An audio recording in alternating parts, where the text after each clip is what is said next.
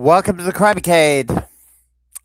I am the mad conservative crime fighter, Stephen Lucas, back again for episode 102 of the podcast. And we are staring down Memorial Day weekend, and a lot of people are going to be gaming in some form or fashion.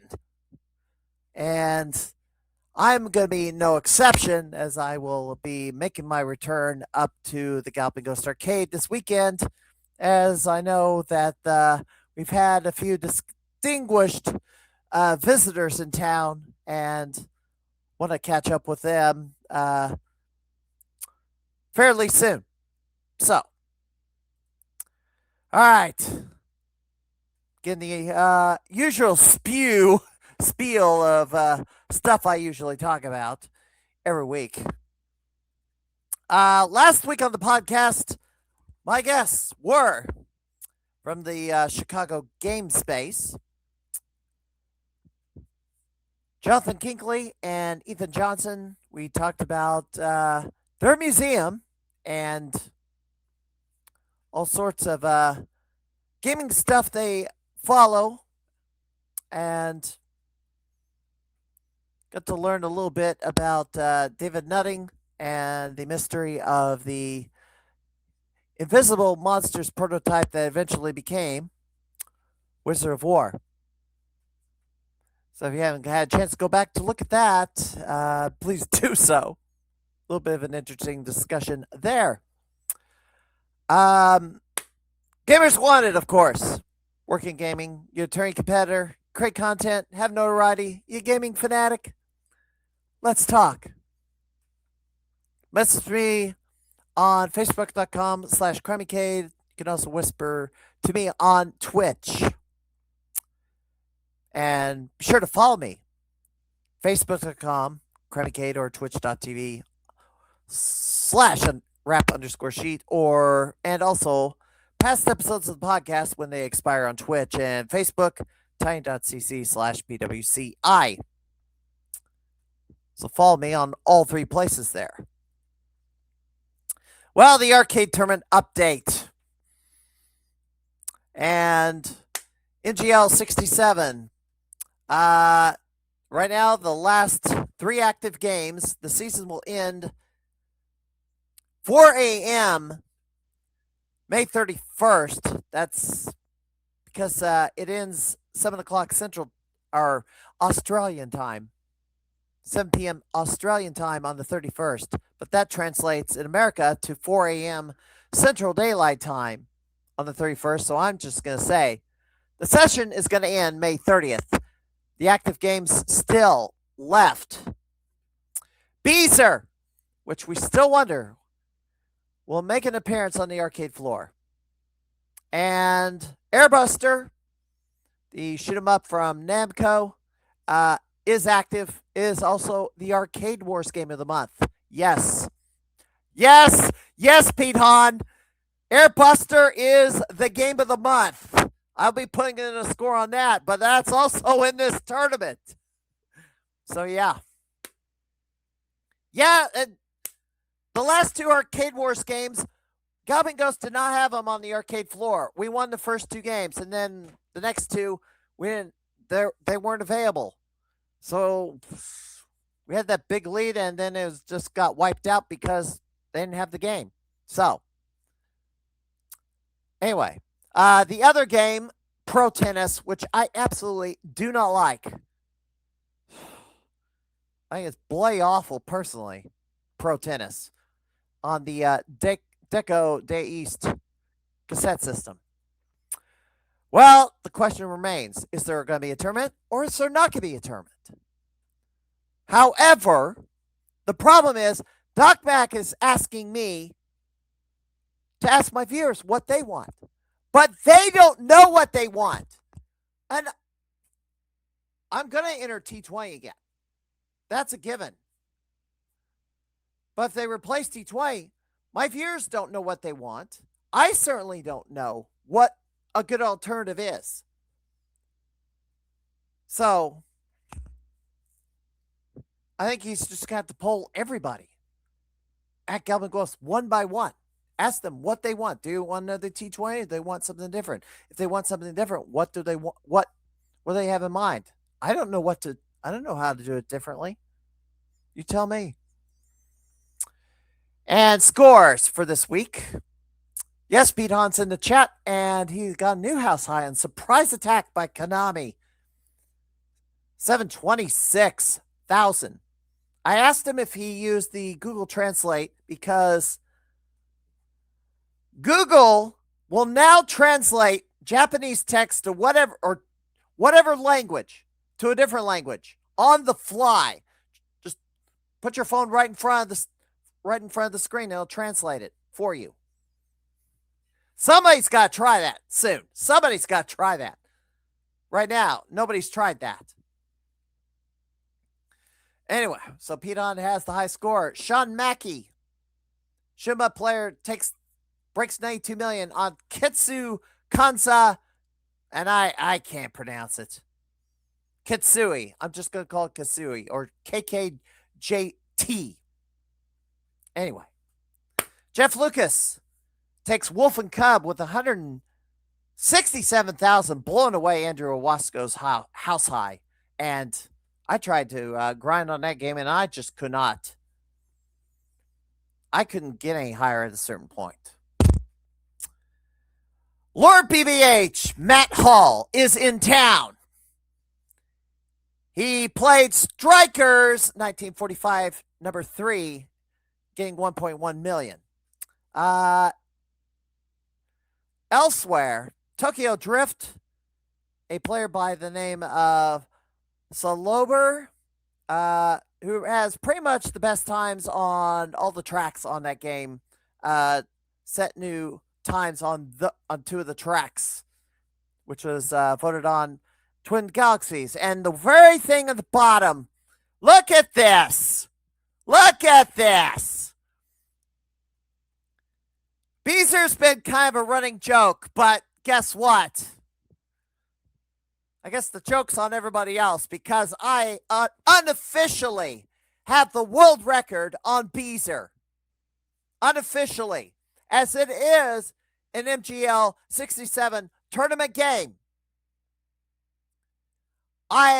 Last night, if you watched last night my stream, I got almost 100 or 275,000 points on it.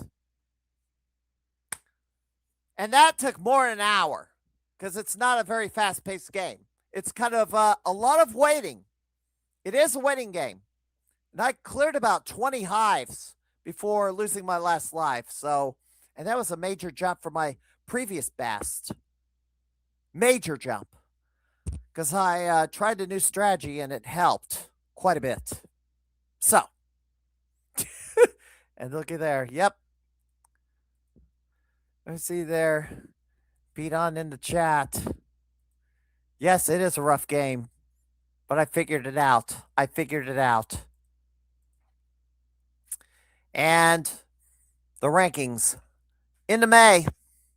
Not much of a change here, although scores got taken, so Eric Pearl slipped a spot down. And Sean Mackley breaks into the top 20. Chase for tokens, no change here either.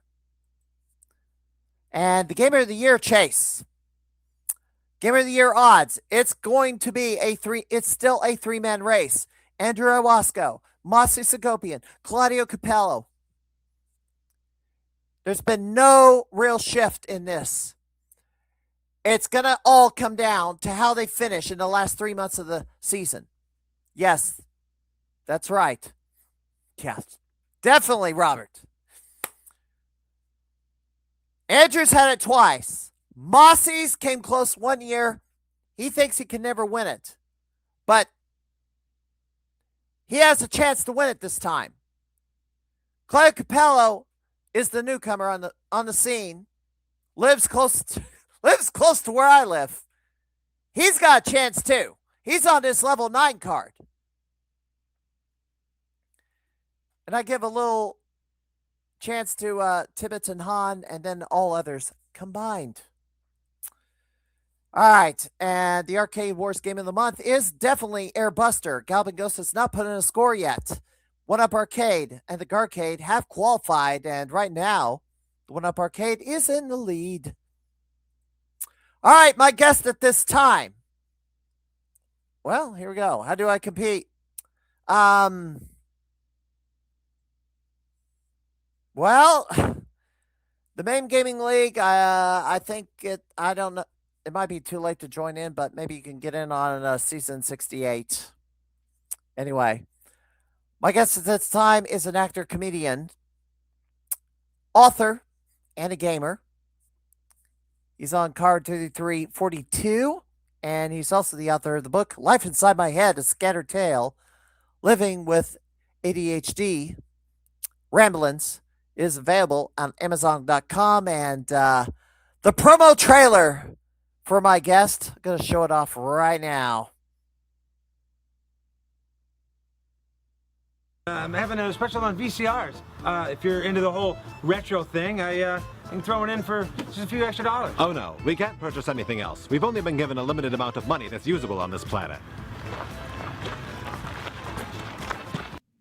We've got spectacular prices on TVs, computers, stereos, DVD players, VCRs, headphones, speakers, you name it. We've got stuff as far back as 1976, and we've got stuff as recent as 2006. All at prices so low, you might say they're out of this world. It's like the neighbors are having plumbing issues. They're getting a new water heater.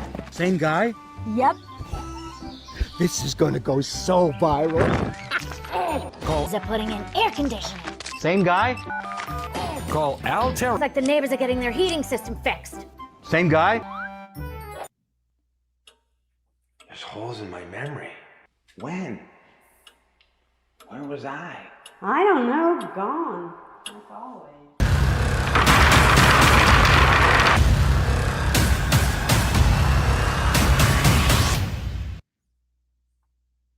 And I proceed to take a shower because I'm covered in shit.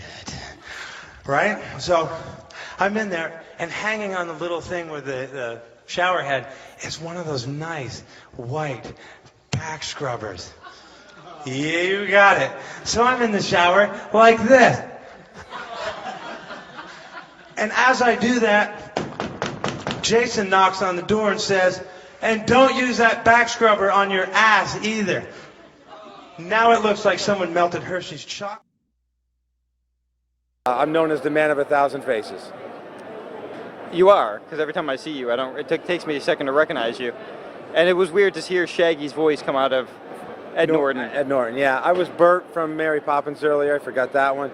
That was a wicked big hit. But I'm R.W. Martin, and I've been acting since '86 and been cosplaying since 2014. And I love the reactions I get from people and the different characters that I do. Today I'm dressed as Bender from Breakfast Club.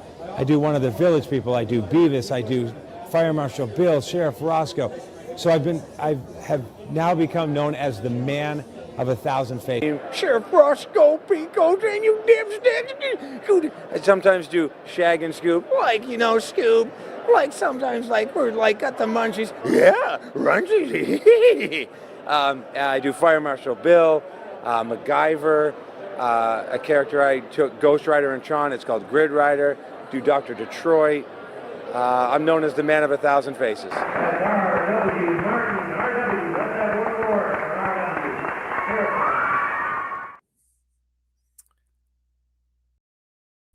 All right, and our guest is Randy Martin. Welcome in. Thank you. I didn't know. Pleasure to be here. Yes.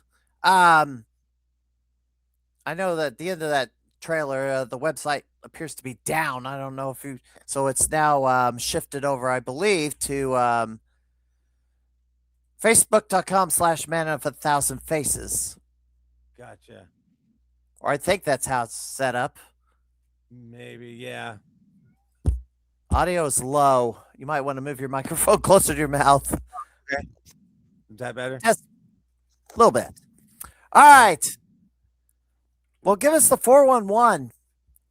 I hear you're wanting to be you're still looking for your big break as a Hollywood actor, although it seems like independent content creation seems to be all the rage, and I know some other famous YouTube streamers put out their movies and they got into theater. So, tell us about your quest for stardom. It hasn't been an easy one. If anybody has read my book or is going to, I'll touch base on a few things. But growing up in Waterbury, Vermont, I was picked on a lot and bullied, and I eventually dropped out of school because of it. And then, just wanted to be an actor. When I dropped out of school, I would watch reruns of The Love Boat every day. And Love Boat. yes, exciting and new. And so I said, this is what I want to do. I want to be on TV doing what those people do. So if, somebody in my position, like bullied or just down on their luck or whatever, just kind of needs something to get them through, I could be that person for someone else. And so I started out doing extra work in a bunch of movies like The Wizard of Loneliness in 1987 with Lance Guest, John Randolph, and Leah Thompson. And again, you can't even see me in the movie. It was such a, background extra stuff. Did some background extra work on a movie called The Spitfire Grill starring Ellen Bernstein, Sam Lloyd Sr., which is Christopher Lloyd's brother. And I'm like, I don't want to sit around all day just to go, hey, that's me sitting in that chair. So I got in with some people in Massachusetts, Smoking Bottle Entertainment, and some, the people working on that. Some of those people had their own projects going. So next thing you know, I'm networking with all these people. Probably the biggest thing I've done most recently is a little project that's on YouTube. It's called Halloween Night with a K. And it's Batman versus Michael Myers. And I play Commissioner Gordon. And we did have 2 showings in theaters in New York and was very well received. And I believe it's got over, 200,000 views or whatever. Sequel is coming. And I'm returning as Commissioner Gordon for that. I've also been in some really good music videos for a band called The Broken View. And like you had mentioned, I showed up at Fun Spot one day. You got Galloping Ghost on your end. I got Fun Spot on mine. So I showed up. I forgot what year it was now. I think it was 2019, but don't quote me on that. But Billy Mitchell was at Fun Spot trying to tie or beat his Pac-Man record. So I showed up, and it's where I met Robbie Lakeman. And so he didn't beat the record while I was there. He beat it the next day. But you can only tie it. Now, the only time I will say, Billy Mitchell did beat the Pac-Man record. However, it was not an original Pac-Man board. It was the class of 81. Because the kill screen is different on a class of 81 board. So it took him 10 days. I was in the arcade on day 10, and he finally got across the finish line the day before Thanksgiving. Gotcha. So then somebody saw an old picture of me from when I was in my 18, 20 years old, and they go, you kind of look like Billy Mitchell in this picture. So I dyed my hair, grew my hair out, got myself an American flag tie, got a vac suit, and I showed up at Fun Spot one day as fake Billy Mitchell. And so Bob Lawton, God rest his soul, the owner of Fun Spot for 60-something years, was there. And I walked by and he thought I was Billy. And I'm like, no, I'm fake Billy Mitchell. So Walter Day found out about it and made me a card, which is pretty cool. So there's that. And then, you got the retro Twin Galaxies. Put you full screen here. There you go. I see it. Space Amusement. Yeah, so that's the supposed coins that they used back in the Ottawa, Iowa days. But yeah, so I've just been, doing everything in my power to, get attention, and I don't mean it in that way, but to try to get to where I need to be. So I wrote a book, which obviously you have up on screen. Created a comic through it. and Whoops. just Put it on full everything. screen again. Here we go. So Bisbeck Hines, Agent 57. So he's Hines 57. If you see the little hidden reference thing there. Oh, Yeah. So Hines 57. yeah. So he's Bisbeck Hines, Agent 57, because you can't really say he's Hines 57. So that was my way around it. But I created a game. I've written songs. I've written screenplays.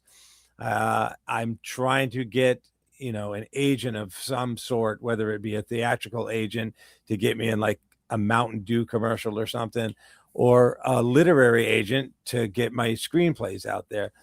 But I plug along. I live in Vermont at the bottom of the state, and I'll drive to Maine, which is a 4.5-hour drive for me, to be in a series that's on YouTube right now called Hearts of New England, where I play this character who originally his name was the Foreman, and I gave him the name Petey. So I play Petey the Foreman, and it's a 4.5-hour drive either way. So I drive up. I get there early because I'm always early for every shoot I go on. And, there's a lot of kind of waiting around, figuring out what you're going to do. And then I'll say this. I do make a cameo appearance in the movie Legally Blonde 2. Oh, nice. So I'm in the shot at about the end of the film where Reese Witherspoon is walking up the aisle after giving her speech, and I'm in the background, and I can be seen wearing olive green. Oh, nice. I'll look for that. But yeah, so that's why I kind of I don't think I'm better than an extra, but it's just not for me anymore, because you get there at 6 o'clock in the morning and they don't use you until 9 o'clock at night, and you've just sat around all day just to say, yeah, I know that. Yeah, that's how it went for me. Yeah, and it's not fun. The tears and got in trouble as a result too, because I was like walking all over the Capitol. Oh, gotcha. And so got annoyed with it. So I drive to Maine 4.5 hours each way to be in a scene that, when it's all said and done, is like 32 seconds. Yeah. So that's my dedication, and don't get much monetary compensation, but I'm like, hey, another thing on my Internet Movie Database, so that's kind of what it is right now, is building an IMDb resume. So then somebody goes, wow, this guy's done his work. He's been in 100 things or whatever, and paid his dues. Yeah. So, but I started cosplaying in 2014 and quickly became known as the Man of 1,000 Faces. And then, COVID hit and all this other stuff went on. So I did it for about 5 years, maybe 6, and then not as heavy into the cosplay as I used to be, but went on 2 cruises last year. One was to Alaska in May. And I brought my Big Lebowski, the Dude outfit, and walked around the ship, and everybody absolutely loved it.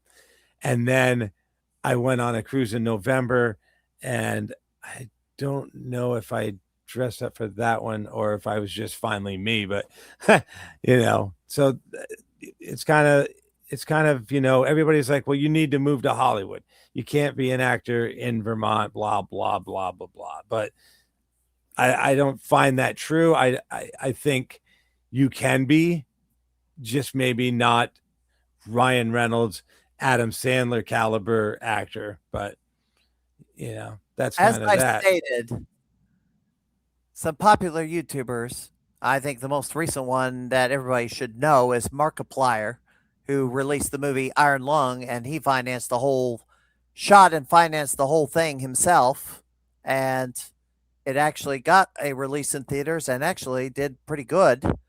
A sizable profit on a low budget, compared to some of the $100 million productions that lose their ass, like only don't even break even. It's like big time box office bomb after bomb after bomb. It's like, and it kills me every time they're like, and a remake of Back to the Future. It's like, just leave stuff alone. Like, they're running out of ideas. It's like, oh, let's turn this TV show into a movie. Let's turn this movie into a TV show. Like, no, stop. But a lot of people, John Carpenter did Halloween on a shoestring budget, and it's one of the, greatest movies of all time or whatever. Blair Witch Project, it's like $35,000 or whatever, and it made millions. The only problem with Halloween Night is you got Batman and Michael Myers, which are both trademarks, so we can't really make any money off it, but it's on YouTube free, and people enjoy it, and at least it gets my name out there, the writer director's name out there, and all the people involved out there, so that maybe one of us will get discovered for our work, and whatever. So it's like I say, it's gotten pretty good rave reviews. There's been a lot of interest in different franchises in a versus yeah setup. Batman, of course, there's a whole YouTube channel, multicultural wisdom about how Batman would deal with this person, this enemy, this monster, etc., etc. Michael Myers, no exception. And Batman finds a way to defeat him. And the movie, the first one, Halloween Night, ended in such a way that you're kind of left with, did he win, did he not win, kind of thing. And like I say, the sequel is now all written, and this time they're doing a Kickstarter for it, because last time Nick Kranick, who wrote, directed, and starred as Batman, funded it out of his own pocket, which was like 30 grand or something. So he can't take a 30 grand hit again like that. So that's what we're working on now. But yeah, I will say, the Atlanta documentary, Atlanta documentary film series had a release of flicks. One of those was about an independent filmmaker creating movies and was like releasing them on VHS. Of course, as time went on, you had to graduate to DVDs. His breakthrough was when he made a documentary. I kind of saw in your somewhere that you were supposed to have a documentary about you released about 2 years ago. Did that ever happen? So I worked on like I say, a bunch of projects, and one of the projects I was working on, I post on Facebook all the time. Again, I'm not like necessarily a narcissist, but I'm trying, like to say, get my name out there. So every day I'm posting something funny or a video or whatever. And somebody said, dude, they should do a documentary on your life, because you've done so many incredible things that no one, can even believe. So if you read my book, I met Robin Williams in 1983, which is a great story. I met Chevy Chase in 87. In 94, I took a Greyhound bus to Hollywood, California to try to find an agent, had a confrontation thing with Arsenio Hall. I used to call, well, not confrontation. It wasn't the word I was looking for. Interaction. Sorry. Interaction with Arsenio Hall. Confrontation must be usually is hostile, but Yeah, it's not what I meant. I was like, what? That's not the right word. We'll just move on. But yeah, you got that. It was so basically, I went out there trying to find an agent for my script that my TV show idea that I wrote called Murdoch and the Radical Five, and Murdoch is a dog, just so we're clear. And while we were out there, my friend Rick and I decided to go see a taping of Arsenio Hall. So while I was there, I had this Arsenio had sent me an autograph like in 87 or something, and I'm just holding this. So I had a photocopy of the Arsenio Hall autograph in my pocket. So it was all folded up. So when the show started, I held up the photo like this, and was, Arsenio comes out and I'm holding this picture of him, and he sees it and he looks right at me and he goes, "Oh yeah," and he goes like this because the picture of him, he had his hands on his face, so he acknowledges the photo and me. So at the end of the taping of that show, I held up the photo again, and Arsenio looked at me and goes, "Come down here." So my friend Rick and I stood up and went to go down because Arsenio called us down. And the security guard said, "You can't stand until the show's over. Sit down." And I said, "Arsenio just told us to come down there." He said, "I said sit down." So we sat back down, and Arsenio had turned to talk to somebody.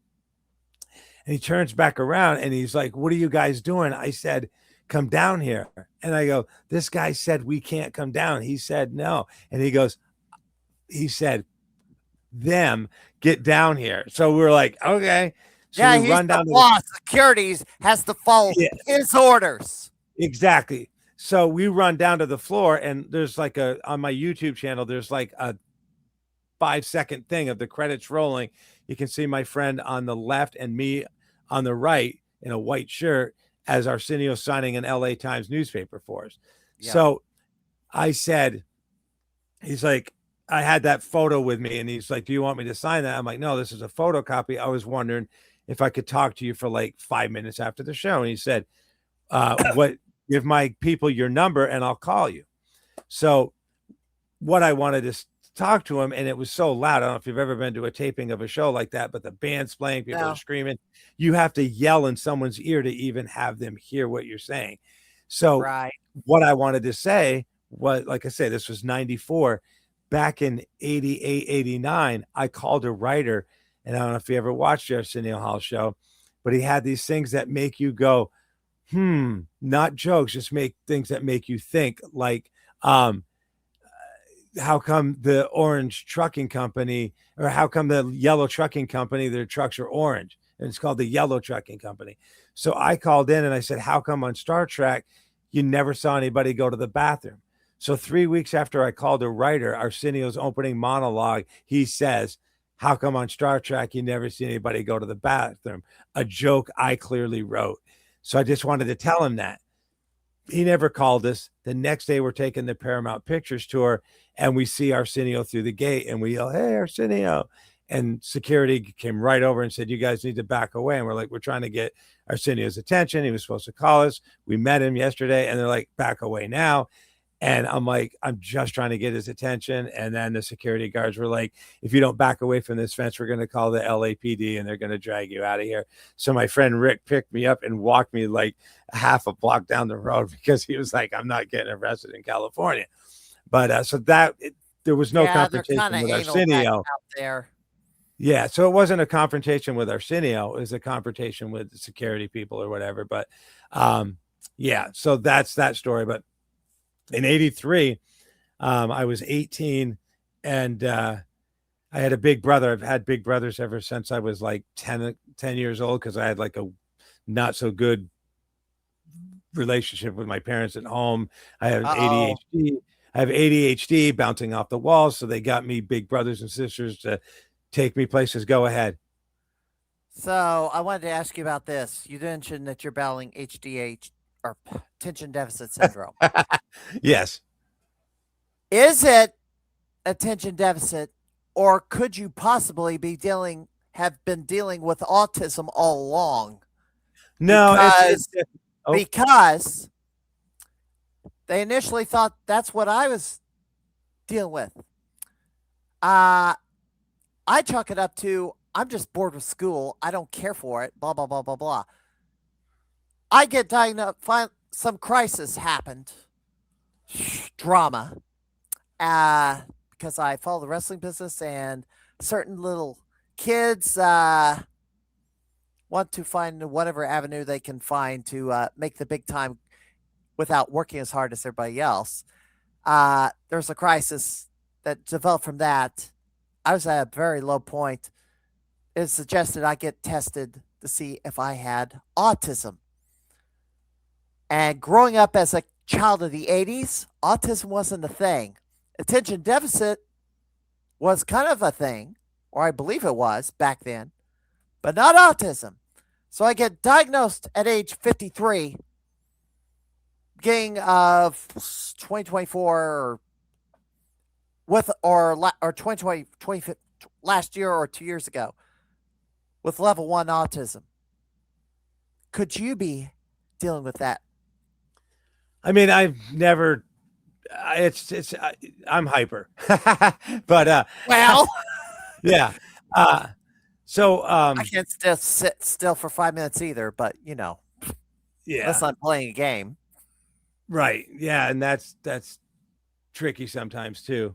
But yeah, so I had these big brothers, and the one I had the longest was from 1976 until I turned 18 or whatever. But if I called him right now and said I'm in trouble, he's in his 80s now, he'd be like, "Where are you? What do you need?" So that bond will never break. But Robin Williams was filming a movie called The Survivors in Vermont, in the Thompson Corinth area, and Robin was going to be doing a benefit stand-up comedy thing to raise money for the St. Johnsbury Youth Service Bureau.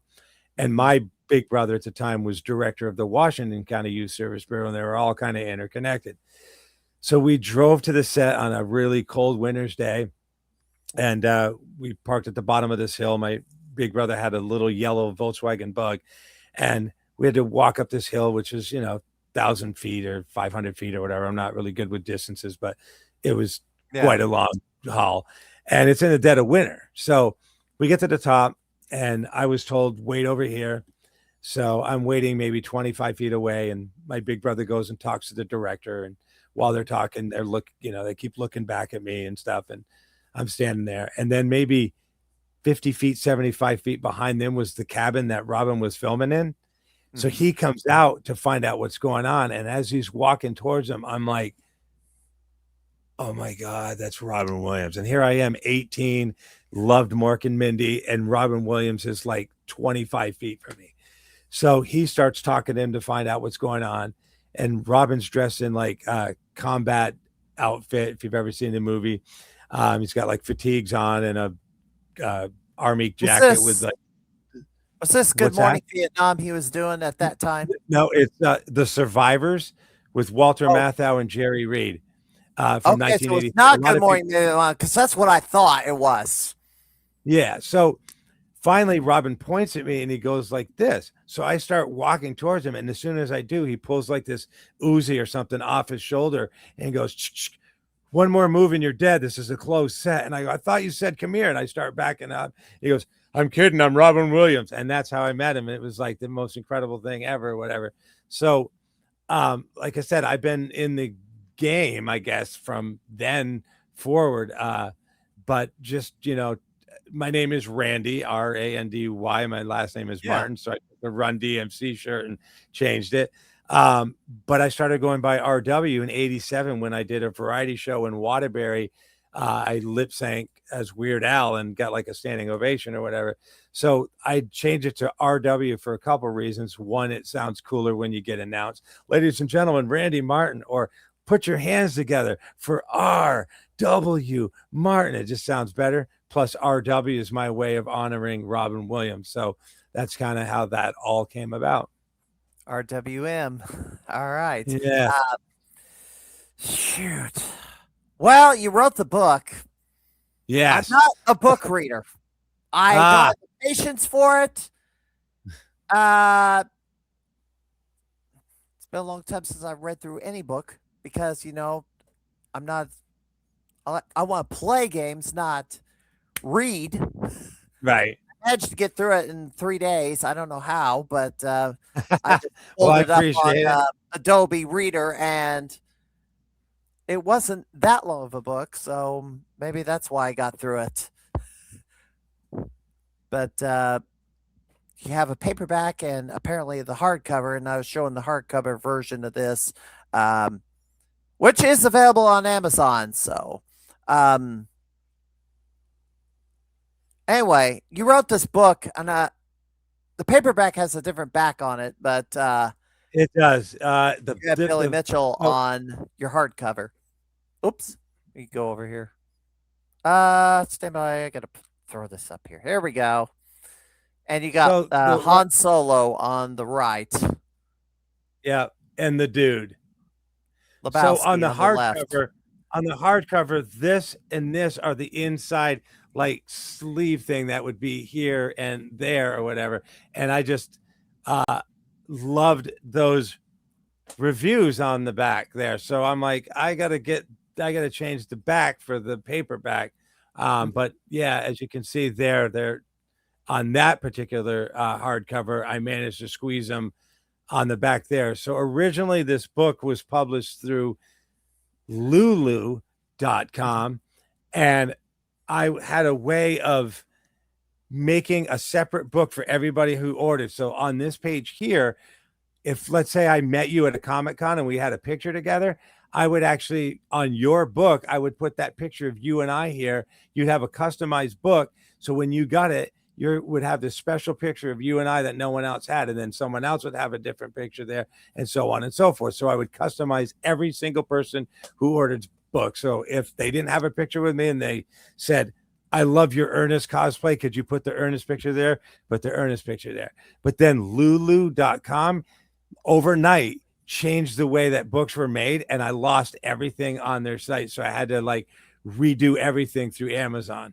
So it was not a fun time at all, because I had already promised like 6 people custom books, and I had to figure out how to get those books made with the new thing that was completely like changed. And it was not a fun time, but I managed to do it, because when I make a promise to somebody, I keep that promise, and it was not fun to do at all. So then I found Amazon and started doing it through there. But yes, Going through the book, and we've been jumping around. So yeah, you say you did not have a good relation with your parents, and I Robbie Lakeman in the background who's watching kind of relates to that. hey Robbie.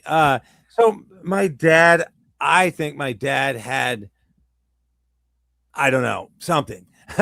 He was, one minute you'd be talking to him, he'd be like, hey, maybe tomorrow we can, go help you figure out how to ride a bike. And then tomorrow comes and you're like, hey, you're going to teach me how to ride a bike now? I'm not teaching you nothing. And he's just like on a dime. So it was just up and down. Like 1 minute he's like, let's throw a ball. Next minute he's like, I don't want to talk to anybody. So it was Bipolar. It sounds Yeah, like could it's be. bipolar.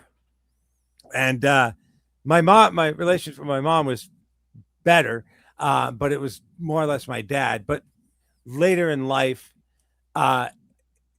everything was better. And unfortunately, in 2005, I was working at Home Depot at the time in Williston, Vermont. I got a call from my sister saying, Dad's dying. We got to get to the nursing home. So we were there when my father passed on October 23rd, 2005. So I call up all my friends and I go, hey, just wanted to let you know my dad died, blah, blah, blah, blah, blah.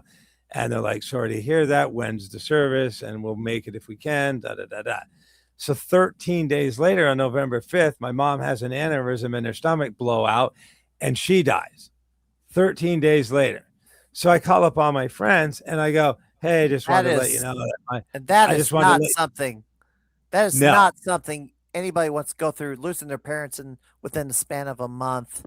It's usually, if one goes, the other passes away quickly. It's from a broken heart. But yeah, this is a medical condition. That's yes. So if you hang out with me, you know that I'm always the guy with the funny look comeback, and I'm always joking about this. Somebody says something, I got a snappy answer. So I call my friends, I go, yeah, my mom died. And they're like, it's not funny. And I'm like, no, seriously, she died today. And they're like, stop joking around. Your jokes aren't funny anymore. And I had to literally scream at every single one of my friends and go, I'm not joking around. And they were like, are you kidding me? So that was hard, October 23rd, November 5th, 13 days, boom, both of them gone. My dad was 79 and my mom was 71, and they still had, my dad would be 100. I don't know if you ever noticed that on Facebook. People go, if my uncle were still alive, he'd be 187 today. No, he wouldn't. He'd still be dead. Like, but I don't know. I don't know. oh my God. God. The other thing, good grief, you did not have a real fun time where you grew up either. And Robbie Lakeman also kind of relates to it. Yeah, I think that's why Robbie and I get along so good. Like I said, I met him the first time I met Billy when he was trying to beat that Pac-Man record.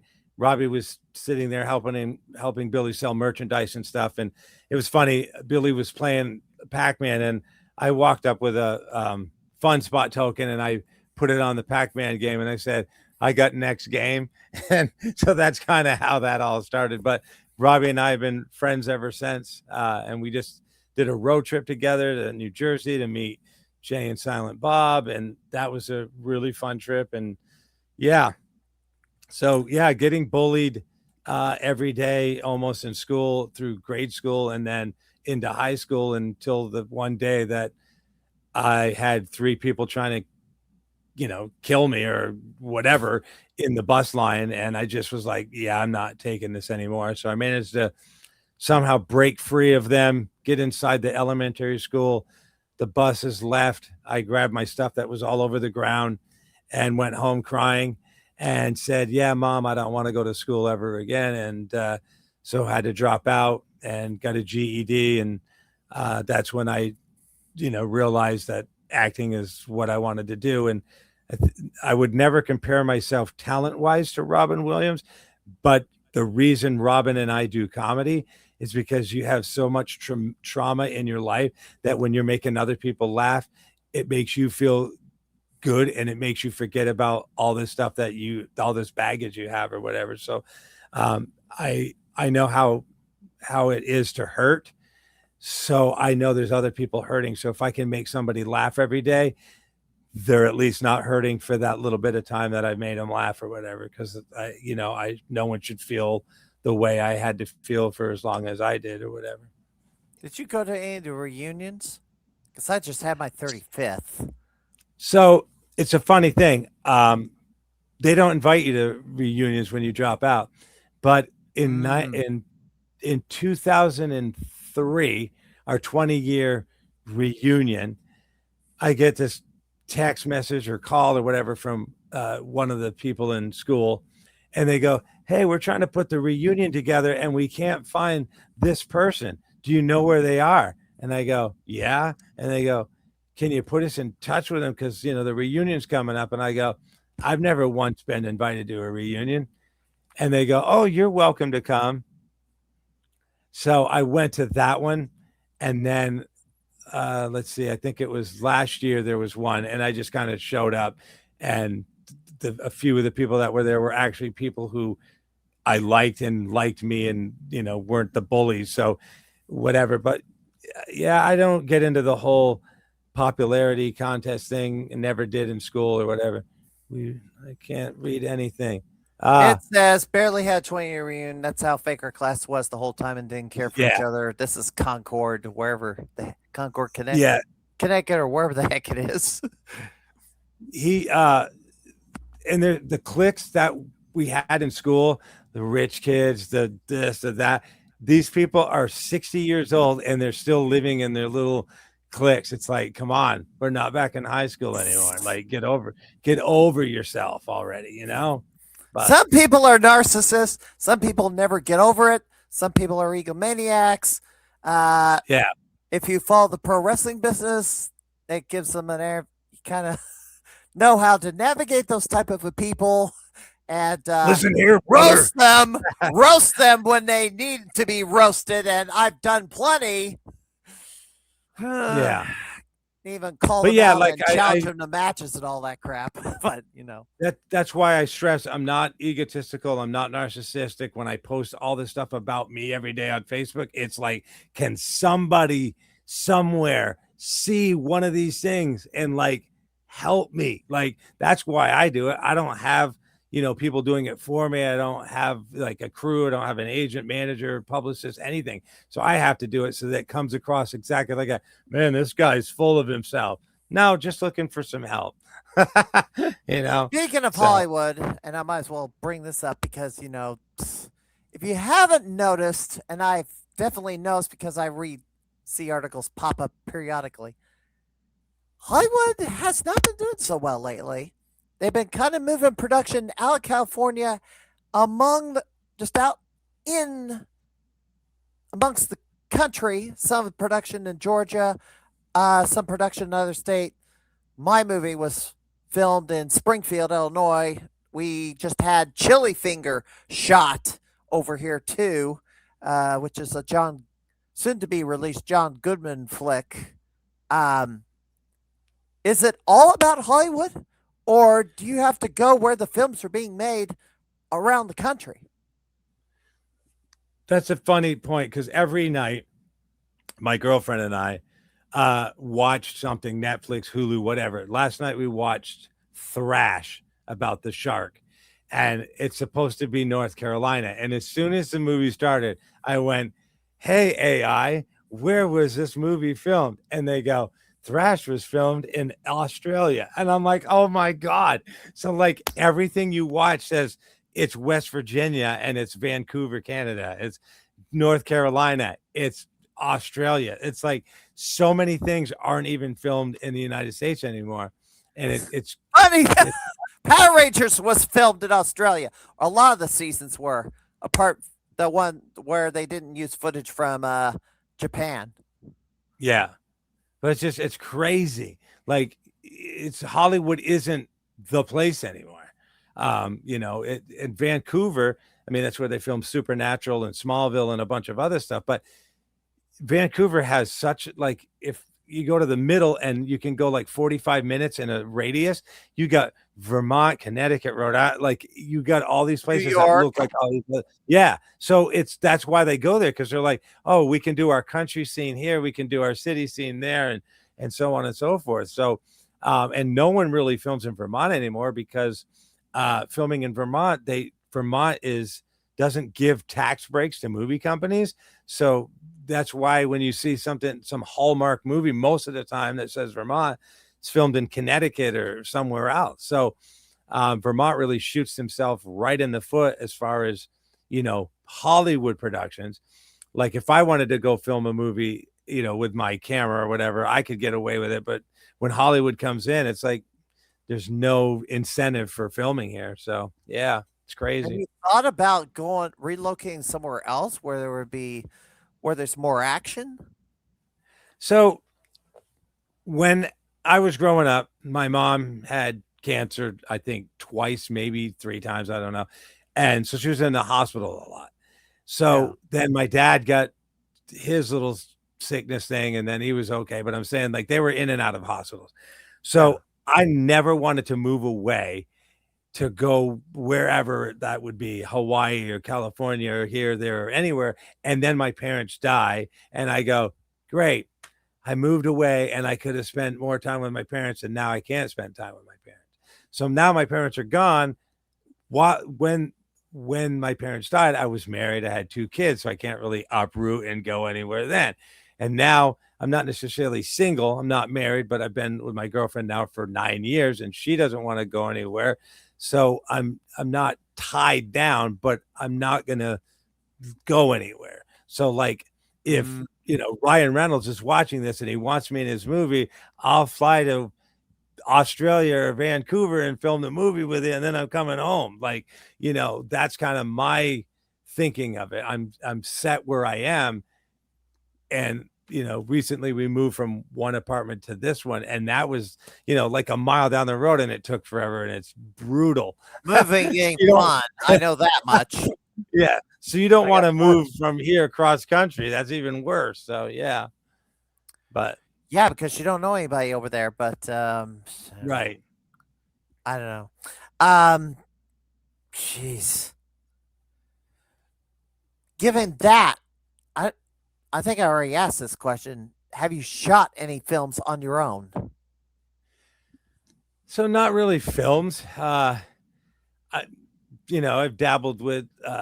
There's a faux commercial on my YouTube channel, which I actually, funny enough, wearing this shirt, and it's a Mint Mobile commercial that I filmed with my girlfriend's youngest son, who was like 14 at the time, so it was a few years ago, and we used a gimbal on a phone, and we had watched these videos on YouTube where a guy shows you how to do all these really cool camera tricks.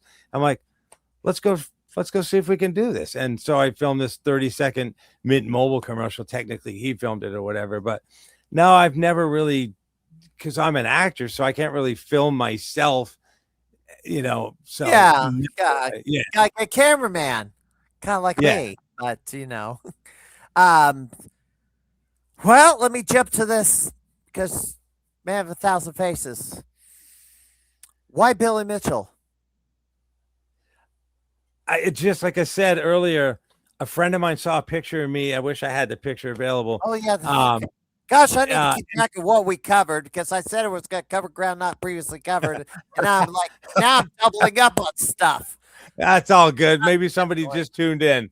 A friend of mine saw a picture of me when I was like 19, 21, and they go, "Oh, you look like Billy Mitchell in that photo." So then, like I said, I had long hair because I was coming off a movie that I filmed this supposed to be a TV show for Netflix called Zodiac, and I had a really long beard and long hair, and I played Hades in this pilot. So coming off that, I had the long hair already, and I dyed it brown and dyed my beard and cut it, and was like, I'm gonna be Billy Mitchell. So I went to Fun Spot as fake Billy Mitchell, and like I did it like twice, I think, and then got my card, which you've shown or whatever, and that's kind of it. But I put up a Facebook page called Fake Billy Mitchell, and Evelyn Mitchell, Billy's wife, was the first one to like it. So I got approval from the Mitchell family. So this is the other thing. I kept several months ago. I kind of floated the idea of having you on when the lawsuit got settled. Carl Jobst versus Billy Mitchell. Well, the lawsuit did. Billy Mitchell won the first lawsuit, but Carl Jobst decided to file suit again, kind of a revenge or whatever. So this is round 2. Is like, what's your thoughts on all this drama with surrounding Billy Mitchell and Carl Jobst? Did you follow that? No, I don't know the full story at all, really, but I think sometimes people need to get famous or need attention somehow, and the only way they can do it is to create some drama so that they can at least be in the spotlight somehow. But I don't know the story at all. So okay, that's or maybe fair. I do and just haven't been following it or whatever. I've been following the story all along, but I just kind of not took sides and just stood by and watched the fireworks. But after Billy Mitchell was victorious, and then observing the behavior of Carl Jobst, I've started to not like Carl Jobst quite a bit. Yeah. There we go. Billy sued Carl for saying Apollo legend taking his own life was Billy's fault. I didn't agree. Yeah. That was the whole motivation of the original lawsuit. Carl claimed it was about the fake Donkey Kong scores, which wasn't exactly the case. I don't know about appealing. Carl lost the lawsuit, and he ran out of money, so he couldn't really appeal. But now he's suing Billy without a lawyer from overseas, filing it in a Texas court. It's like, and the judge is not really going along with this too well. And another YouTuber who is a lawyer says Carl's making a big mistake by not getting a lawyer to fight this. Yes, you're right, Rob. Dude is a hack. Anyway, I thought it was over, but yeah. What's the point? It's my point. Right. All right. Anything else? I had notes written down as like, and I didn't follow this in order, and that's got me in trouble here. So, but I didn't over prepared. Why don't I just ask a general question? Um, Mark, practical jokes. You've done a lot of them. Describe a few that worked and a few that backfired. Well, so I am a big practical joker. So I used to work, like I say, at Home Depot and Lowe's. And so we'd have these big cardboard gaylords that product would be in, and we'd go have our lunch and then we'd go back to work. So I'd hide in these gaylords and just like pop up and go, "Ugh," right, and scare as many people as I could or whatever. And then I worked at Wentworth by the Sea in Newcastle, New Hampshire, and would always hear people coming, and I'd get around a corner and wow, so eventually people hated me. But working at Lowe's, there was this lady I worked named Cindy, and she hated being scared, and I was scaring her all the time. And one day she said, "Please stop." And I was like, "I'm sorry, I won't do it anymore." And we're walking down the aisle together while she's saying, "Please don't do it." And I go, "I won't do it anymore. I promise." Right. And like by doing that, I scared her again. So yeah, my practical jokes get me in a lot of trouble. But fail, I don't know if I've ever failed. I mean, I've gotten come close to getting punched because of someone's reaction, like, whatever. So, that close or whatever, but never anything too bad. Okay. Marking out for celebrities. What was that? Marking out for celebrities. Marking out is basically a wrestling term of a fan, I guess, going crazy over a celebrity wrestler or something. Oh, Or at least no. believing they're more real than they should be real. You talked about how many celebrities you've met over years, but when you see or want to meet someone, controlling So, yourself so you don't, let's say, go overboard. so, That and is work out. I'm very like, I respect people's privacy, and you know, so perfect example in the book, I met Art Carney. Hmm. So my 27 years ago, 28, sorry, my daughter is 28 years old, and my ex-wife was pregnant 28 years ago with my daughter Rebecca. Hmm. So I was collecting I've been collecting autographs now for like 30 something years. I have about 2,000, 3,000 autographs or whatever. Okay. And so my favorite show of all time is The Honeymooners with Jackie Gleason, Art Carney, Audrey Meadows, and Joyce Randolph. Yeah. And so I really wanted to meet Art Carney because I just thought he was brilliant. So I was online back in the AOL days and found this address for Art Carney. And there were two addresses. One was a P.O. box and one was 143 Kingfisher Lane, Westbrook, Connecticut. So I was going to mail something to him and have him sign it. And so then I'm like, well, I don't know where to mail this. Do I mail it to a post office box or the address, or is either one of them good? So I called the post office in Westbrook, Connecticut, and I said, I'm trying to deliver a package. And I got two addresses on it. One is a P.O. box. One is where should I deliver this? And they said, Art Carney has a P.O. box here at the post office, but his house is at 143 Kingfisher Lane. I'm like, I don't think you're supposed to be giving that information out, but thank you. So the next weekend, my pregnant Yeah. wife and I drove to Connecticut from Vermont, which I think was a 4-hour drive. Hmm. And I worked at a pizza place at the time. So I had a pizza bag with me, and I was going to knock on the door and say, I'm looking for John Williams' house. And then go, oh my God, you're Art Carney, right?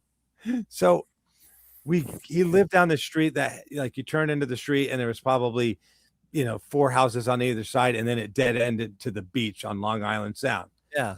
So we get to the house that's his, and we just sit outside his driveway for a second. And I'm talking to my wife who's pregnant. And I go, I don't know if I can do this. And Shyness kicked in. she goes, I just drove 4 hours. You're getting out of this car. And I'm like, okay. So I go pull into the driveway. So she pulls into the driveway. The garage door starts to go up. And as it goes up, Art and his wife, Jean, go underneath the going up garage door to come out. And they wait. See who was and there. I wait. Yep. So I get out of the car and I say, Art Carney, you're a living legend. Honeymooners is my favorite show of all time. I was wondering if you would sign my book. And his wife, Jean, goes, Art, where are your manners? Invite these people inside. And he goes, yes, do come in. So my wife at the time hated celebrity meetings. So she's in the car trying to get under the steering wheel so that, because she didn't want to go in. So I go, honey, come on, we're going inside. So we go inside Art Carney's house. That's surprising there, by the way. It was pretty. I've met, like I said, a bunch of celebrities. Robin Williams is definitely the top, but going into Art Carney's house it still to this day blows my mind. So we go in and we sit in this little kitchen area. There's like a little kitchen table and have a seat. And so we're sitting down and my wife's talking to Jean and I'm talking to Art. And Art goes, I'll be right back. So he goes upstairs and he gets his Norton hat that he wore on every episode of The Honeymooners. And he goes, here's the hat. And I'm like, oh my God. So now I'm holding this, legendary hat in my hand. And so he goes, let me see your book. And he just starts turning pages and he signs Art Carney, Art Carney, Art Carney. And there's a picture of him. I wish I had the book's over there somewhere, but I don't want to go get it. But there's a picture of Art Carney like this. And so I go, where was this picture taken? Because it's a black and white photo, but behind it, you can tell it's that blue and white china that people, collect, and it's expensive stuff. And he goes, in our dining room. And I go, is there any way my wife could take a picture of you and I next to that same china cabinet? Absolutely. So now we go into his dining room and we take a photo next to the china cabinet. And he, we say, we've taken so much of your time, and we leave. And I buy his biography when I get home by Michael Sestar. I read it in a day. I mail it to him, ask him to sign it. He signs, to Randy, it was a pleasure meeting you and your wife. If you're ever in the area again, please stop in and we'll have more time to visit. I'm like, wow. Never went back because I respect the privacy. I don't want to just be like, hey, I'm going to be your best friend or whatever. So that's probably one of the best celebrity meetings next to Robin Williams that, I've ever had or whatever. But yeah, when I go to a Comic-Con, I'll wait in line. Mick Foley, speaking of wrestling, was at a con and I was dressed as Bert from Mary Poppins. He saw me in line. And when I got up there, he goes, you're Bert from Mary Poppins. And I go, yeah. And he goes, okay, I want to do something with you. And I go, okay. He goes, can you record video on your phone? And I'm like, yeah. And he goes, okay, what are the words to Chim Chimney? And I go, Chim Chimney, Chim Chimney, Chim Chim Cheree, a sweeper's as lucky can be. And he's like, more. And I go, Chim Chimney, Chim Chimney, Chim Chim Cheroo, good luck will rub off when I shakes hands with you. And he goes, more. And I go, or blow me a kiss, and that's lucky too. And he's like, okay, we're doing this. So he says to the lady sitting at the desk with him, we're going to record this thing. I need you to record this. The lady looks at the list. Every, actor or whatever celebrity has a price list that says how much stuff costs. The lady goes, that's going to be $30. And Mick Foley goes, it's not going to be $30. I want to do this. We're using his phone. There's no charge. And she goes, oh, I don't know. And she gets out of the chair and goes down the line to find the guy who's like his handler or whatever, hands him my phone, explains to him what Mick Foley said. And the guy comes back and goes, no, you're not doing this, and hands me my phone back. Mick Foley stands up, looks the guy dead in the eye, and he goes, we are doing this. You're working for me, not the other way around. Yeah, he goes, if I want to do something on the house, I'll do it. Don't argue with me.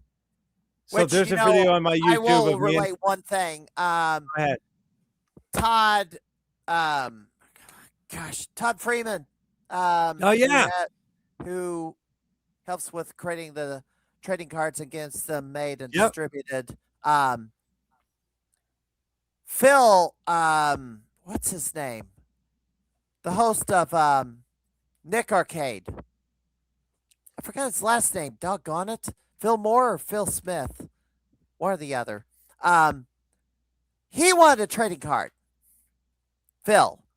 Yeah. So I was talking with him because I was like handing out my trading card to, because I'm not an autograph collector, because I kind of toyed with it. It's like, what am I gonna do with it?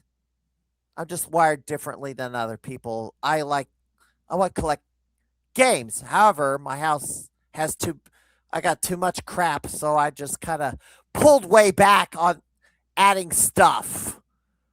So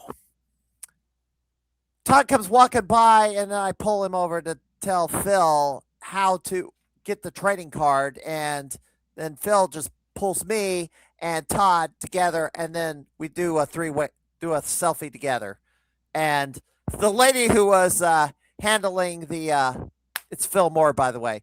The lady handling his table kind of gave us a look as like, she was like, I don't know, some sort of disgust because Phil decided to do something out of her control. So yeah. But yes, Mick Foley was like, no, we're doing this.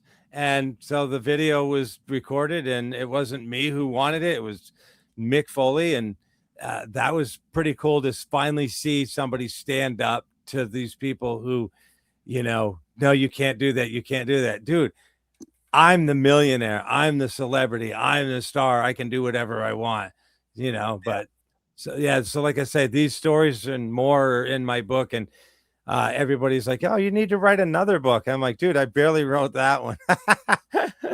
But let me ask you about your abilities as a gamer. You identify as a gamer as part of your spiel. What's your gaming skills like? Well, they've used to be a lot better. So I was born in 65. So when the arcade boom was booming, I was there, like in arcades playing whatever. And my favorite game has always been, and I have the arcade 1-up version. I don't own an original, unfortunately, but Tron. So Tron is my game. I'll play it every now and then in the living room. But I loved a Crazy Climber. I used to watch this one kid in Waterbury who was really good at Pac-Man, and I would just stand over his shoulder trying to memorize up, down, left, right, through here, and I finally was able to get to like the keys. And now I go to an arcade, I put my quarter in, and I'm dead in like 30 seconds. So if you don't stay with it, you kind of lose all that stuff that you remembered, in the 80s or whatever. So I play, Xbox or Switch or whatever. Recently downloaded the Jay and Silent Bob game that they were telling us about when Robbie and I went out to New Jersey. So I downloaded that. But yeah, one day I might be playing Minecraft. The next day I might pop in the Atari classic games and play, Wizard of War or Pac-Man or Centipede or Missile Command or Asteroids or whatever. And then I might be playing Star Wars Battlefront 2. So, or Assassin's Creed or Skyrim or whatever. So I am an old school gamer, but I was there, like I say, in the beginning, and I'm not as good at those old games as I used to be because there were patterns that you needed to learn to survive. And like with ADHD, it's like, what'd you say? Squirrel? Like it's gone now. So yeah. Although my problem is I bounce from game to game to game, and I'm just score chasing. And when I got the score on one game, then I move on to the next. And if my score on the previous game got beat, then I may or may not revisit it to try to reclaim it. Such as Beezer, which I got the high score for that last night. Nice. Maybe the world record, but nobody's ever heard of Beezer. So, What was the first video game you touched? The first one? Yeah. I mean, Or that's played or really that, got into? so like I say, Tron was my game, but there was this bowling alley in Waterbury that no longer exists. And for a while they had some video games upstairs, and then it got sold to another guy, and he created this place called the Down Under. So underneath the bowling alley, it was a small arcade down there. And I got pretty good at Dig Dug, and no one could touch me. And like I say, this is 81, 82, 83, somewhere in there. And all my scores were mine, like every single Dig Dug score. I went in one day, all my scores were gone. So there was a kid, God rest his soul. He passed away either last year or the year before. His name was Eddie Forkey.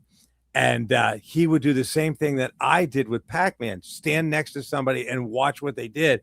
So he would watch me play, and he memorized everything that I did and got better than me and wiped out my scores. So I made him the Dig Dug champion of Waterbury. And the bowling alley, like I said, is no longer there. It's a bookstore, and part of it was a little coffee shop.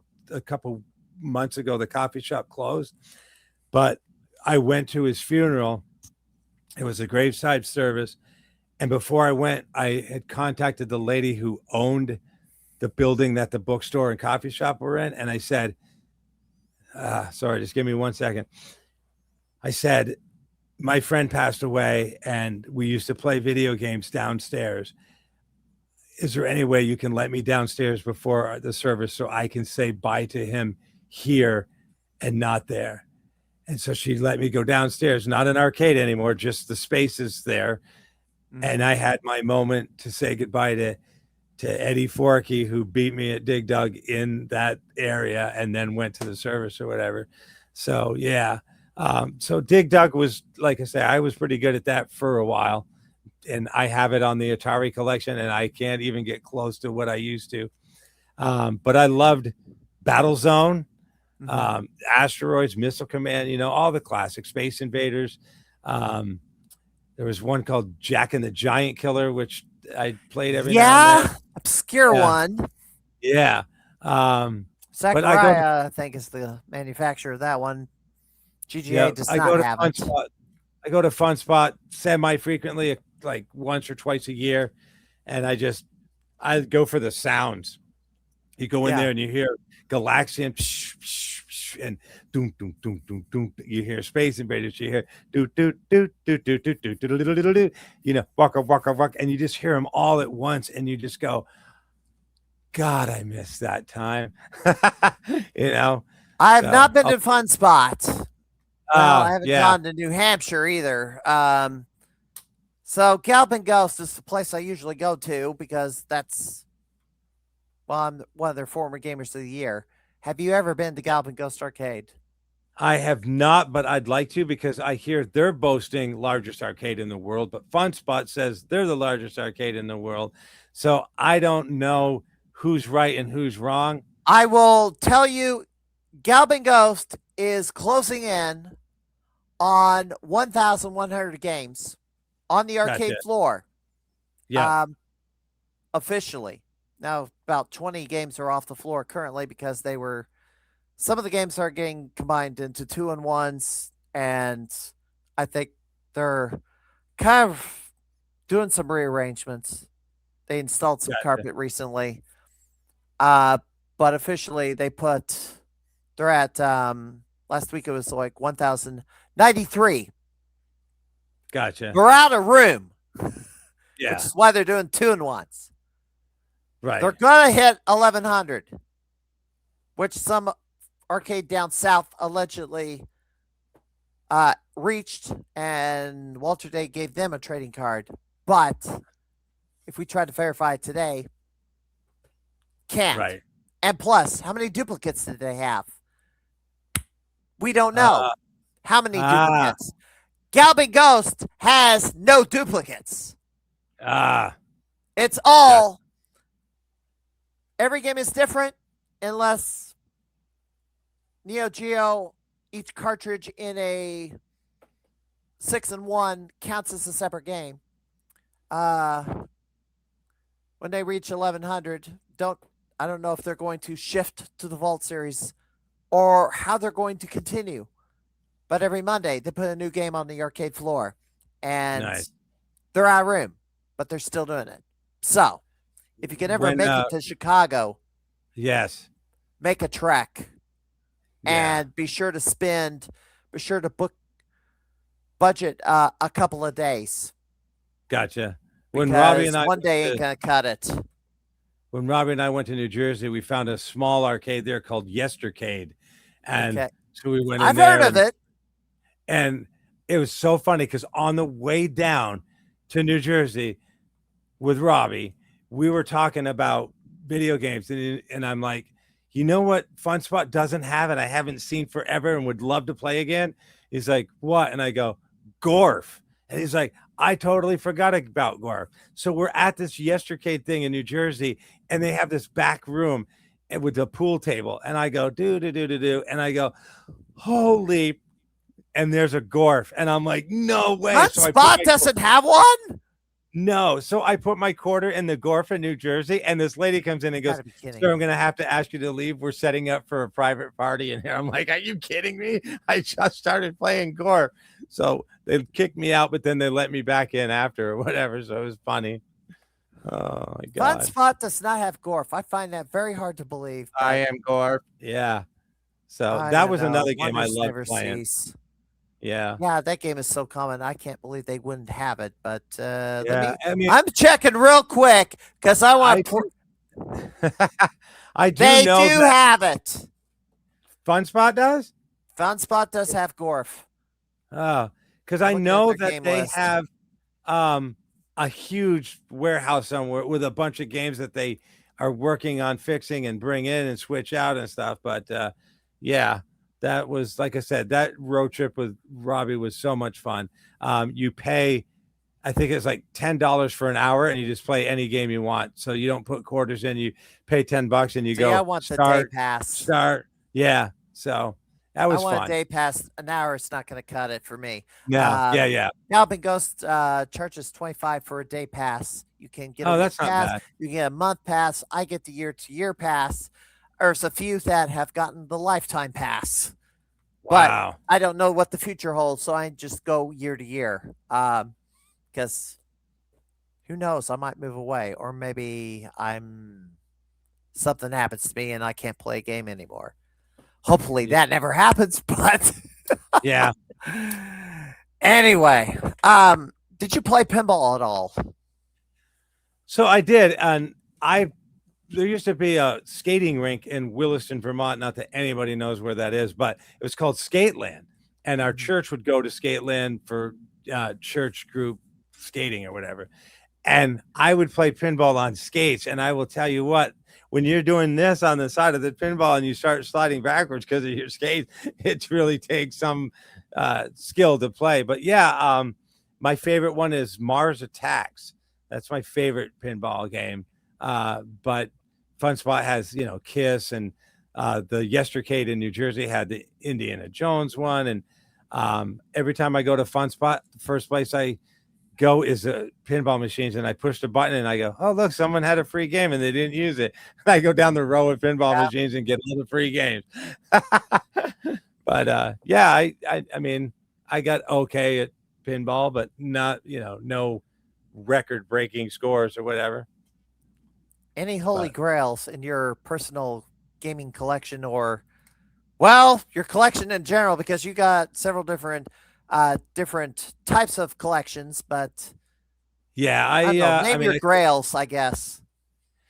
So my grail is right behind me. So Tron is my favorite movie. Well, It's a Wonderful Life is my favorite movie of all time, but Tron is the movie that I have watched more than any other movie. But I was lucky enough 2012, so somewhere 2011, 2012, I started reaching out to all the people who worked on Tron and became friends with a bunch of them. Jerry Rees is one of them, who did a lot of the light cycles and recognizers and stuff, and he went on to do that movie that a lot of people love, The Brave Little Toaster.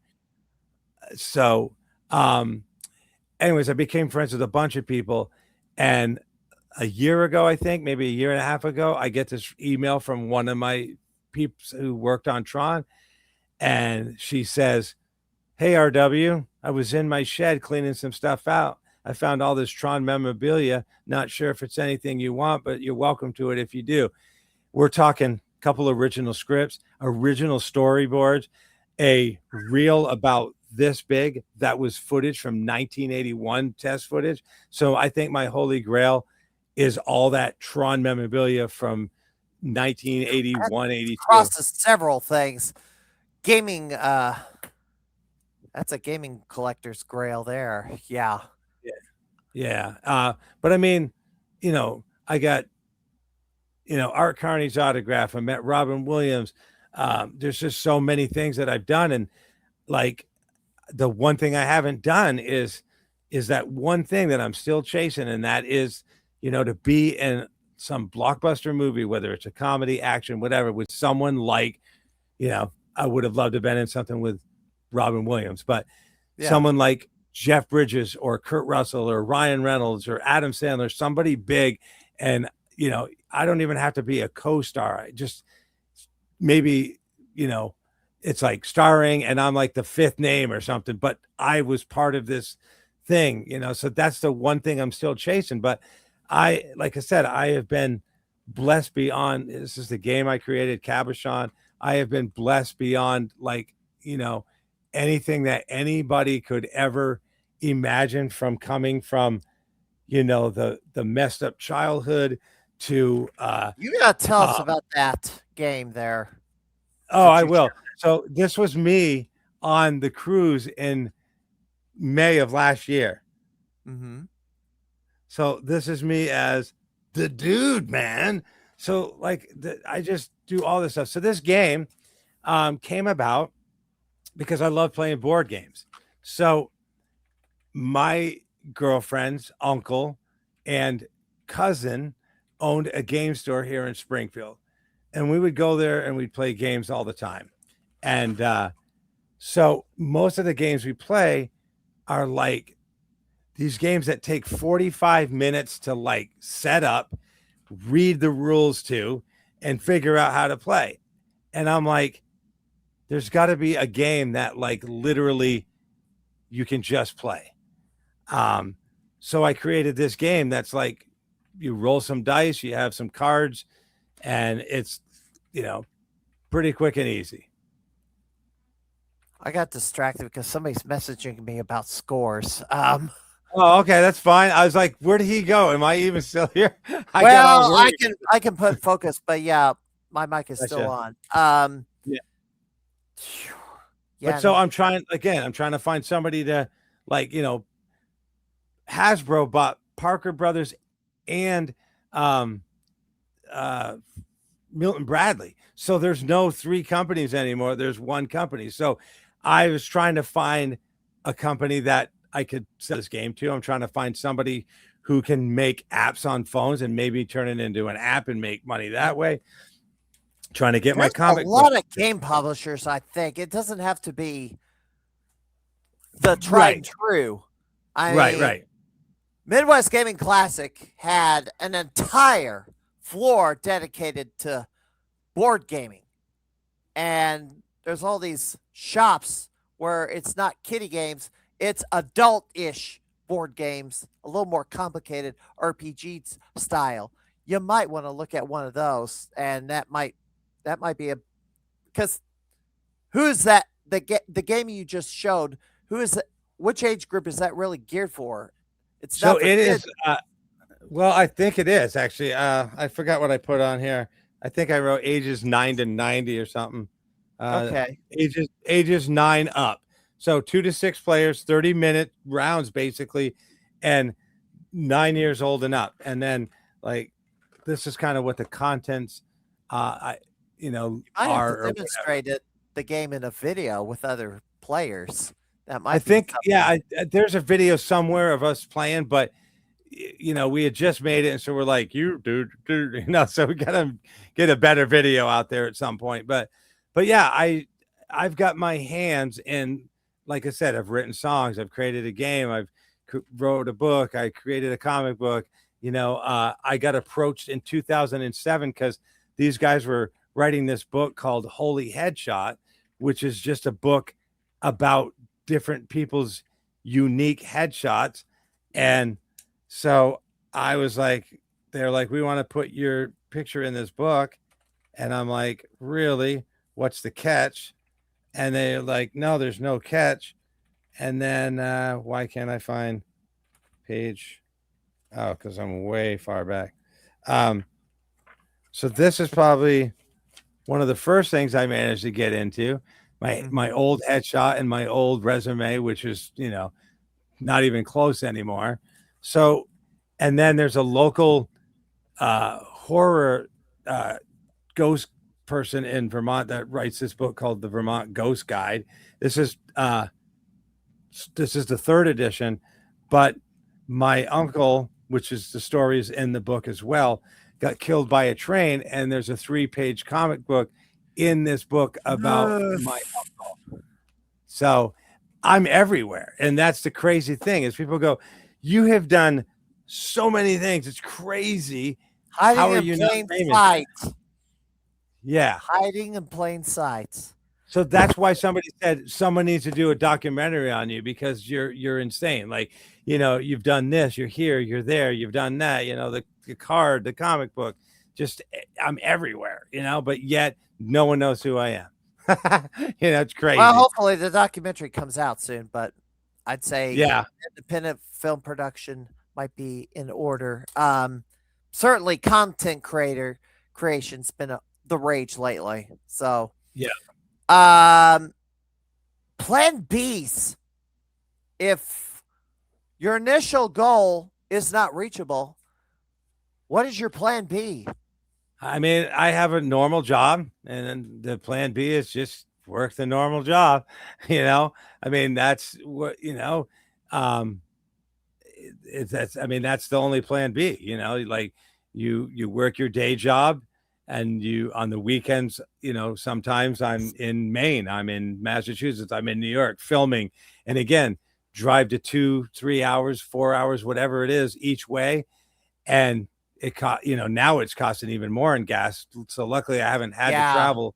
But when the gas was normal priced, I would probably spend $60 to $80 a weekend to drive to a project I'm working on, and it's all volunteer. You don't get paid. So you're using $80 to get there to act in something for free and then come home. So I keep doing that. That's kind of where it's at. But yeah.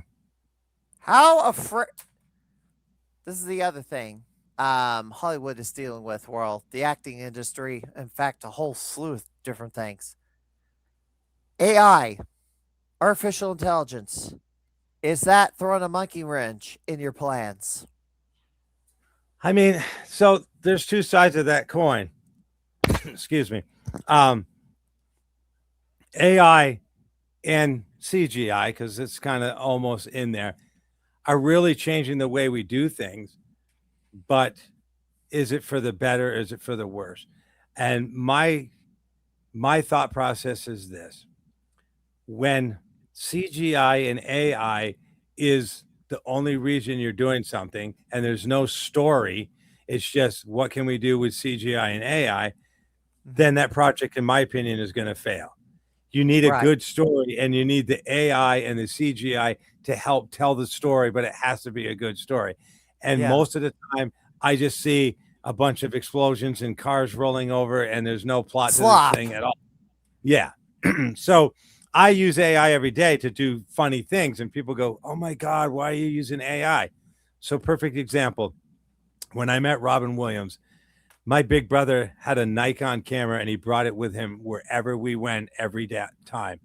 When we met Robin Williams, he forgot his Nikon camera. So there's no photo of me and Robin. So I used AI. I found a picture of me around the same time that I met Robin, found a picture of Robin in what he was dressed like from the movie. And I asked AI, can you please put us together? And it took me like 100 tries with 5 different AI programs to get it even like 80% close. Wow. And I'm still not happy with it, but I have this little it's on my Facebook page. It's like a 3-4 second little video of Robin and I looking at each other, and I've got the biggest grin on my face because I am standing next to Robin Williams. Thank you very much, AI, for that memory that I don't have because my big brother didn't have his camera. So sometimes like that, I'm like, someone's like, this is the last picture I have of my dad and I, and it's fading and it's all messed up. Can someone fix this? And AI brings that memory back for that person. I absolutely agree with it there. You're doing something that otherwise someone would not have, but let's not use it to the extent of replacing actors and creative people. Let's use it as an enhancement, but not to run the whole thing or whatever. Yeah. Uh AI got used for one of the Tron sequels. Oh, did Because one of the actors, I guess they used it to de-age one of the Oh, principal yes. actors from the first film for the sequel. Yes. Have Tron you seen the Legacy. sequels, and what are your thoughts on them? So I'm a purist.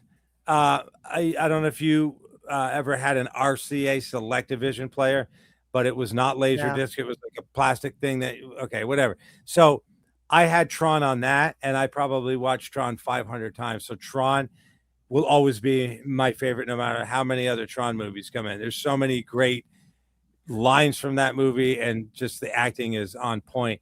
Legacy was good. Ares was good, but you can't really call a movie Tron if Tron's not in the movie. So Tron was Bruce Boxleitner's character in the first Tron. In the second Tron, Legacy, Bruce Boxleitner is in it for a little bit, but he's Alan Bradley. He's not even Tron. And then in Tron Ares, there is no Tron.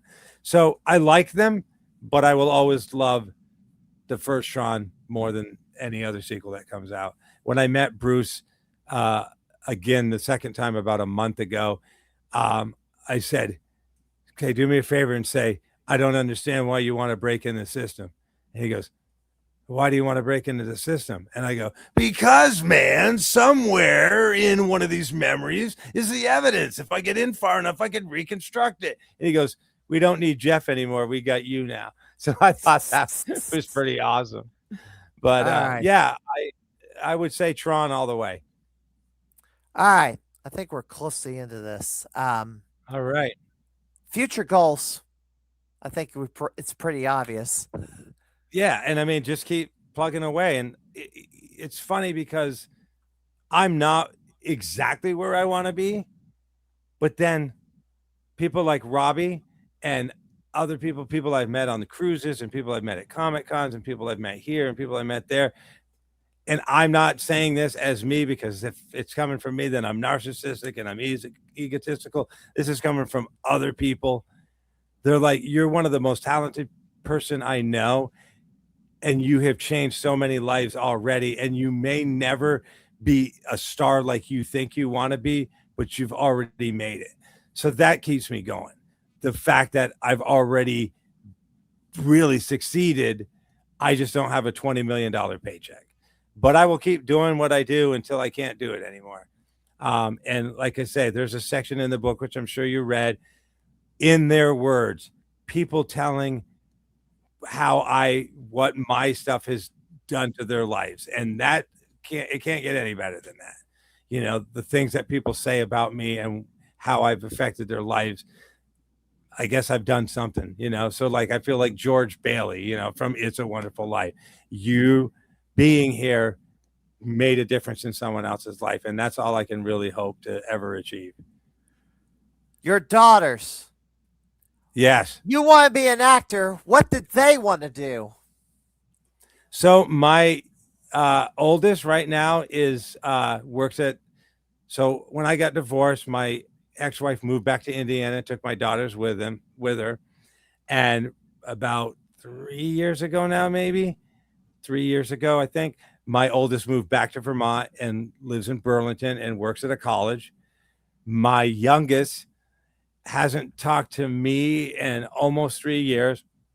I still don't know why. She didn't talked to my oldest for 2 years and just recently started talking to her again. And then she has a half sister from my ex-wife's previous marriage, and I don't know if she's started talking to her again or not. So I don't even know what she's doing. But she wanted to be a vet or a physical therapist, and the last I knew, she was like a pizza delivery driver in Indiana. So my oldest, though, oh my God, if there's ever anybody who's going to carry on once I leave, this kid is it. So my oldest daughter's name is Rebecca Whitney. So she is RW. And when we're in a room together, I can't even compete with her. Like, she's funnier than me, she's quicker than me, and I just have to like take, backstage to her because she's just out of control. So they're both wicked good kids. They both, got A's and B's in school where I was a DF student or whatever. But they're both doing really well. But they got a little bit of acting in them, not as much as me or whatever, but the oldest definitely does. But yeah. Have they appeared in anything?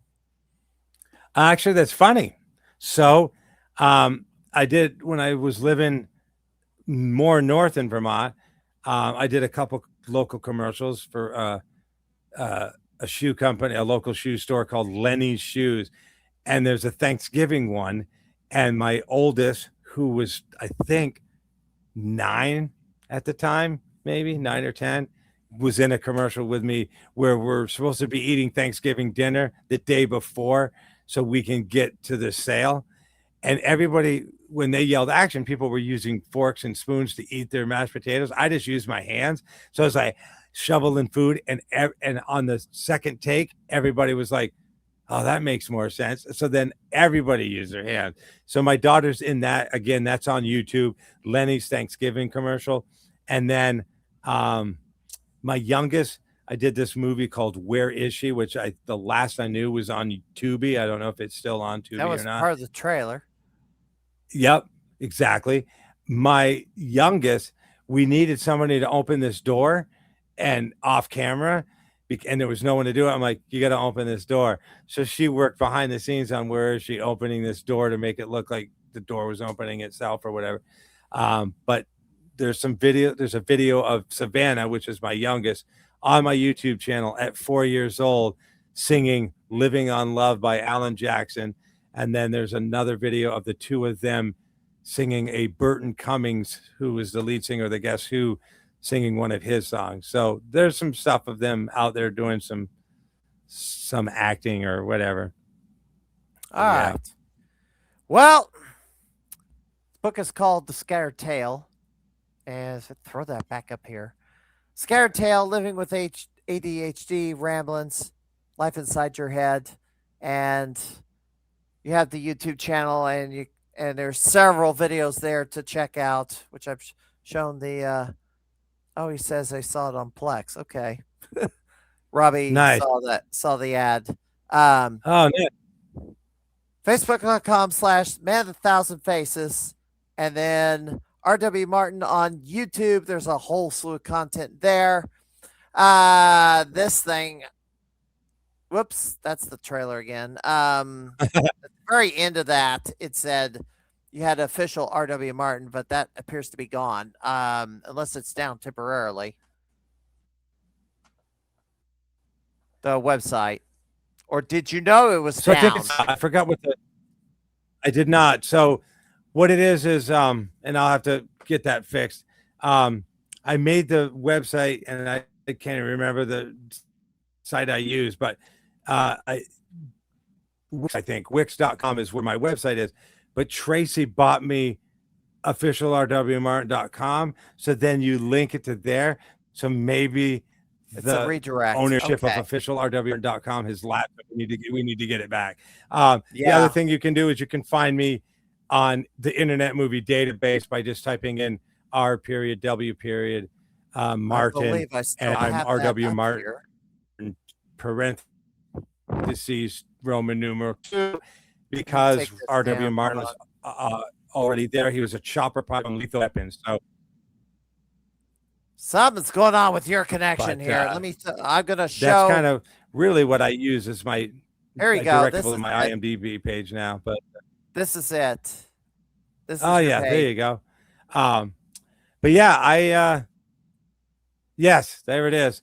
And history Oh, there's about the me. photo. I use Ace the picture of the Ventura. book. There's some videos there. There's newspaper. That's me, yeah, in 1994, driving around town. So there's a lot of history there. But yeah, like I said, I've been at it a very long time, and just again trying to find that one person. I met Richard Hatch. That story is also in the book in 2015, and Richard Hatch of Battlestar Galactica, Apollo, was trying to help me get a TV show I created on the air. But what he forgot to tell me, there's me and Mr. T, 1990. There's the Art Carney picture. Me and Art Carney before that. Me on a cruise as one of the village people. That's me as Doc from the Love Boat. So yeah, I do a lot of stuff. But Richard Hatch, like I said, was trying to help me get my TV show on the air. But what he didn't tell me was that he was actively dying of cancer. And before we got too far, unfortunately, Richard Hatch lost his battle with cancer. So that was the one person in show. There's me in the white shirt on the Arsenio Hall show. Arsenio signing the LA Times for me. Yeah, so I just need to find another Richard Hatch, someone who's connected and sees my potential and is willing to help. So yeah. But yeah, there's a lot of history there. All right. All right. Randy, I want to thank you for joining me here on the podcast. There is somebody I do know that's living out there in California and active on the Hollywood scene who happened to be in my high school class. She's busy tonight, but she's gonna look at this afterward sometime in the near future, and we'll see if she has anything. Although she's kind of in the same boat as you right now.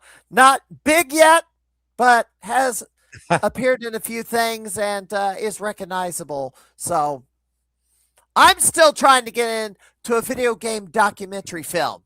That's my goal. If I want to be in anything, because that's what I want to be in.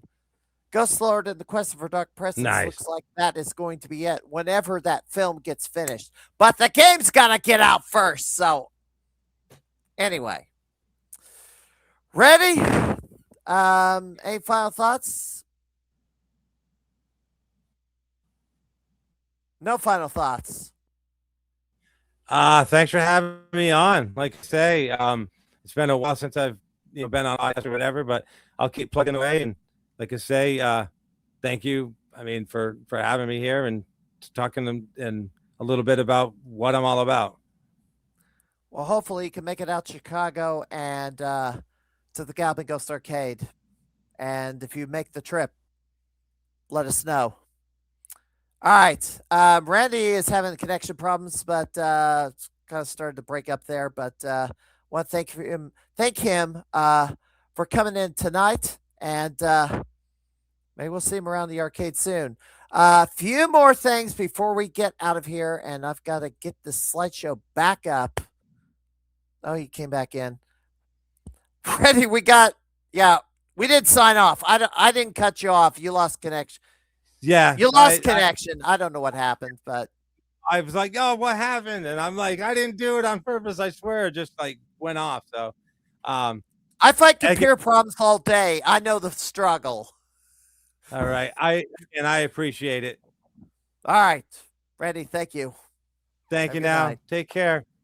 Make it to Goblin Ghost in Chicago sometime. All right. I'll look you up if I get that way. All right. See ya. All right. This weekend, and let me throw this back up here, is Combo Breaker. I'll be making my way up to Chicago for Combo Breaker Saturday and Sunday as a spectator, as I cannot hang with those guys.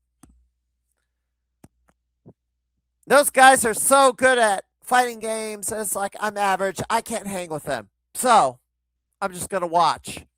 And there's more than just fighting games. There's arcades and vendors and all other stuff there. So I'm going to take a look. I've not been to Combo Breaker previously, but that's in Schaumburg, and hotel rooms are hard to get.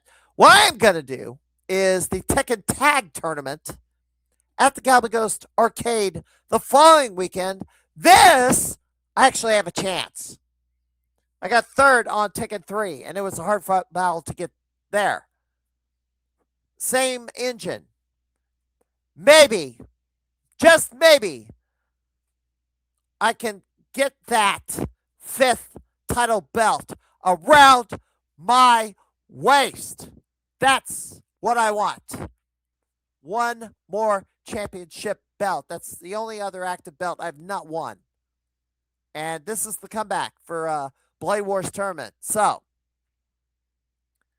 that's on Sunday at 3. Illinois Game Con, June 6th. In Bloomington, Illinois.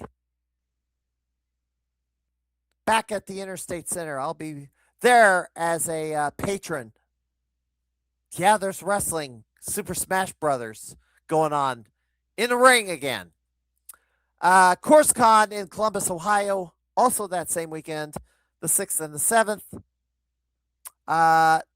Missouri Game Con, July 25th, 2026 in Manchester, Missouri. This is the 10th one in the series. I will have a vendor table there. Maybe do something with my podcast or who knows what. But it'll be a fun time and an all-day affair. Next week, my guest will be Dan Sullivan. He just he got the heck out of California and moved to North Carolina. He sold off a lot of his game collection, but he kept some. But he has the Lost Arcade Restoration going. That'll be Thursday, May 28th. He says this is the first podcast he's ever done. He will also be on Eastern Time at 9 p.m., 8 p.m. Central. That is next week. And that'll do it for this edition of the Crimeycade podcast. I will make a note that I may be streaming tomorrow as the MAME Gaming League tournaments are still ongoing, and I will be playing Airbuster. I think the Beezer score might be secure because I got that high score. I don't think, unless somebody grinds on it and really learns the game, I don't know if anybody's going to put in the time to topple that score, but we'll see. I am going to raid a channel, but who am I going to raid tonight? Oh gosh, they're still going? Well, I guess I'm going to raid the Galaga Ghost Arcade because they are doing the pre-combo breaker MK9 stream. Kind of surprising, but until next time, I'm the Mad Conservative Crime Fighter. Have a good night, everybody. I'll see you soon.